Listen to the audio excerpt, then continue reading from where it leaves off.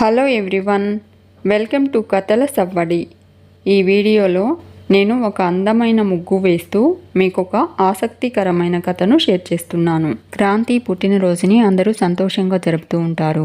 క్రాంతి మాత్రం విరాట్ చంద్రకళల మీద ద్వేషంతో రగిలిపోతూ ఉంటాడు. విరాట్ చంద్రకళలు విరాట్ క్రాంతి ఉన్న ఫోటోని గిఫ్ట్గా ఇస్తారు.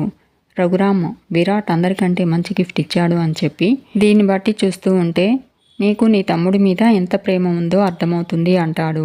విరాట్, ప్రేమ ఉండదా నాన్న అంటాడు. వాడు నా తోడబుట్టినవాడు.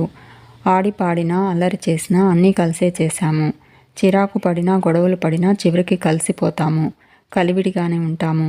అదే అన్నదమ్ముల మధ్య ఉండే అనుబంధం అంటాడు. రఘురామ్, బాగా చెప్పావురా అంటాడు. మీరు ఎప్పటికీ ఇలాగే సంతోషంగా కలిసి ఉండాలి అంటాడు.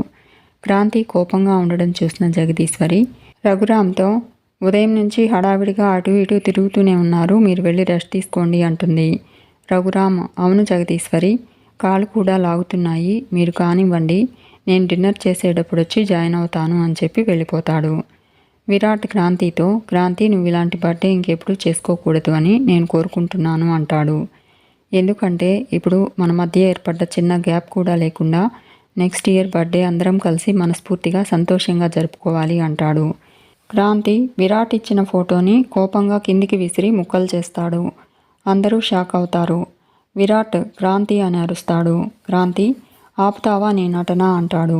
ఇది నువ్వు మనస్ఫూర్తిగా ఇచ్చింది కాదని నీకు తెలుసు, నాకు తెలుసు, కాబట్టి ఈ గిఫ్ట్కి విలువే లేదు అంటాడు. శాలిని నవ్వుకుంటూ ఉంటుంది. చంద్రకళ, క్రాంతి, నువ్వు ఆయన అపార్థం చేసుకుంటున్నావు అంటుంది. క్రాంతి, మీ ఇద్దరి మనసుల్లో ఎంత విషయం ఉందో నాకు బాగా అర్థమైంది అంటాడు. ఈ బర్త్డే రోజు మేము సంతోషంగా ఉండకూడదనే కదా ఉదయం నుంచి శాలిని టార్గెట్ చేసి ఇబ్బంది పెడుతున్నారు. తను ఒట్టి మనిషి కాదని తెలిసి కూడా మీ మాటలతో టార్చర్ చేస్తున్నారు అంటాడు. జగదీశ్వరి ఏం జరిగిందని అడుగుతుంది. శాలిని, ఏం చెప్పమంటారు అత్తయ్య గారు అంటుంది. అన్నింటికీ నన్నే కార్నర్ చేసి నేనే ఏదో చేశానని నిందిస్తున్నారు. నాకు జరుగుతున్న అవమానాల్ని క్రాంతి తట్టుకోలేకపోతున్నాడు. అతని ఆవేశాన్ని ఎన్నిసార్లు కంట్రోల్ చేశానో మీకు తెలియదు అత్తయ్య గారు అంటుంది. మేం మాత్రం ఎంతకని ఓపికగా ఉండగలం చెప్పండి. అయినా ఇల్లు ముక్కలు కాకూడదని అన్నింటినీ భరిస్తూ వస్తున్నాను. ఇంకా ఎన్ని రోజులు మేమిలా ఇబ్బంది పడాలో అర్థం కావడం లేదు అంటూ ఏడుస్తున్నట్టు యాక్ట్ చేస్తూ పక్కకు వెళ్ళిపోతుంది శాలిని. జగదీశ్వరి బాధపడుతూ ఉంటుంది. శాలిని, క్రాంతి కంట్రోల్ కోల్పోయాడు అంటే ఖచ్చితంగా పెద్ద గొడవే జరుగుతుంది అనుకుంటూ ఇప్పుడు మామయ్య గారిని తీసుకెళ్ళి ఆ గొడవ ఆయన చూసేలా చేస్తాను అనుకుంటూ రఘురామ్ దగ్గరకు వెళ్తుంది. ఇక జగదీశ్వరి విరాట్ క్రాంతిలతో, అసలు ఏమైంది మీ ఇద్దరికి, ఎందుకు ఇలా శత్రువుల్లా మారిపోయారు అని అడుగుతుంది. క్రాంతి, అన్నిటికీ కారణం ఇదిగో వీళ్ళు అంటూ చంద్రకళ విరాట్లను చూపెడతాడు. జగదీశ్వరి ఎప్పుడు ఎలా గొడవ జరుగుతుందో అర్థం కాక టెన్షన్తో చచ్చిపోతున్నాను అంటూ విరాట్తో, మీరెందుకు శాలినిని నిందిస్తున్నారు అని అడుగుతుంది.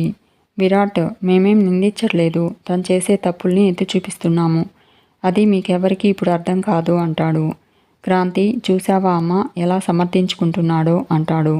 జగదీశ్వరి క్రాంతితో, నువ్వైనా కాస్త మౌనంగా ఉండొచ్చు కదరా, ఇంత ఆవేశంగా ప్రవర్తిస్తే ఎలా అని అడుగుతుంది. క్రాంతి, తప్పు చేసిన వాళ్ళను వదిలేసి నన్ను అంటావేంటమ్మా అంటూ, అంటే నువ్వు కూడా నాన్నను కొట్టింది శాలిని అనే నమ్ముతున్నావా అని అడుగుతాడు. ఇక చంద్రకళ తన రూమ్లో సీరియస్గా ఆలోచిస్తూ ఉంటుంది.